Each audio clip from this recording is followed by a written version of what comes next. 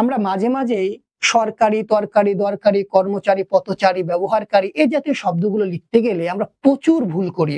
ভুলটা কোথায় হয়ে থাকে? ভুলটা মূলত হয়ে থাকে শব্দের শেষে আমরা দীর্ঘইকার ব্যবহার করব নাকি শব্দের শেষে আমরা হ্রস্বইকার ব্যবহার করব। প্রিয় শিক্ষার্থী, আজকের এই ক্লাসের মাধ্যমে তোমরা এই জাতীয় সমস্যাটা আর কখনোই ফেস করবে না বলে আমি বিশ্বাস করি। তাহলে আসো আমরা দেখি একটা ট্রিক্সের মাধ্যমে এটাকে খুব সহজে রপ্ত করা যায় কিনা। আসো তাহলে দেখি। যদি কোনো শব্দের শেষে কারি, চারি, যোগী বা এই জাতীয় শব্দগুলো দেখা যায়, সেক্ষেত্রে আমরা খেয়াল রাখবো যদি সেটাকে ব্যক্তি বোঝায়, ব্যক্তি বোঝালে শব্দে সে সবসময় দীর্ঘিকার ব্যবহার করবা। আর যদি ব্যক্তি না বোঝায় তাহলে সেই শব্দের ক্ষেত্রে সবসময় হ্রস্বইকার ব্যবহার করবা। এবার একটু খেয়াল করো, ধর আমি বললাম কর্মচারী। কর্মচারী শব্দের চারি দীর্ঘিকারের বা হ্রস্বইকারের প্রসঙ্গ এসেছে। কর্মচারী শব্দটা কি কোনো ব্যক্তিকে বোঝাচ্ছে? অবশ্যই একটি ব্যক্তিকে বোঝায়। যেহেতু এটা ব্যক্তিকে বোঝাচ্ছে, এই কর্মচারী বানান লিখতে গেলে সবসময় আমরা শব্দের শেষে আমরা কি করবো বলতো? দীর্ঘিকার ব্যবহার করে দিব। আমি বললাম সরকারি। এই সরকারি আমি বললাম, দেখো এখানে কিন্তু কোনো ব্যক্তিকে বোঝাচ্ছে না। যেহেতু কোনো ব্যক্তিকে বোঝাচ্ছে না, তাহলে আমরা কি করব? সব সময় আমরা সরকারি বানানটা লিখতে গেলে আমরা কি করবো? তো হ্রস্বইকার ব্যবহার করে দিব। এবার দেখো আমি আরো কিছু এক্সাম্পল এখানে দিয়েছি।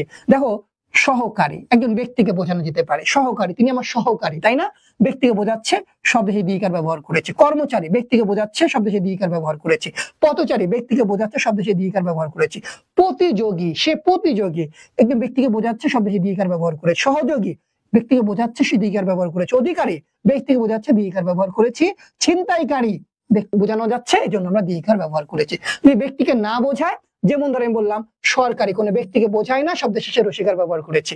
দরকারি কোনো ব্যক্তিকে বোঝায় না, শব্দের শেষে হ্রস্বইকার ব্যবহার করেছে। পায়চারী কোনো ব্যক্তিকে বোঝায় না, শব্দের শেষে হ্রস্বইকার ব্যবহার করেছে। দোকানদারি কোনো ব্যক্তিকে বোঝায় না, এটাকে হ্রস্বইকার ব্যবহার। রংবাজি, এই যে বাজি বলেছিলাম, বাজি। যদি মনে রাখবা কারি, চারি, দাড়ি, বাজি, বাড়ি এই শব্দগুলো যদি কোনো ব্যক্তিকে না বোঝায় তাহলে অবশ্যই এখানে আমরা কি করবো? হ্রস্বইকার ব্যবহার করে দিব। দোকানদারি, এই যে দেখো দাড়ি কোনো ব্যক্তিকে বোঝাচ্ছে না, আমরা হ্রস্বইকার ব্যবহার করে দিচ্ছি। রংবাজি, এই যে বাজি, তাহলে আমরা কি করবো? ব্যক্তিকে বোঝাচ্ছে না, হ্রস্বইকার ব্যবহার করে দিয়েছি। মহামারী, এই যে মারি, কোনো ব্যক্তিকে বোঝাচ্ছে না, তবে এখানে হ্রস্বইকার ব্যবহার করে দিয়েছি। প্রিয় শিক্ষার্থী, দেখো কত সহজে আমরা মনে রাখবো। যদি ব্যক্তিকে বোঝায় তাহলে শব্দের শেষে আমরা দীর্ঘিকার ব্যবহার করব। কারি, চারি বা যোগী এই শব্দগুলো বানানোর বেলায়।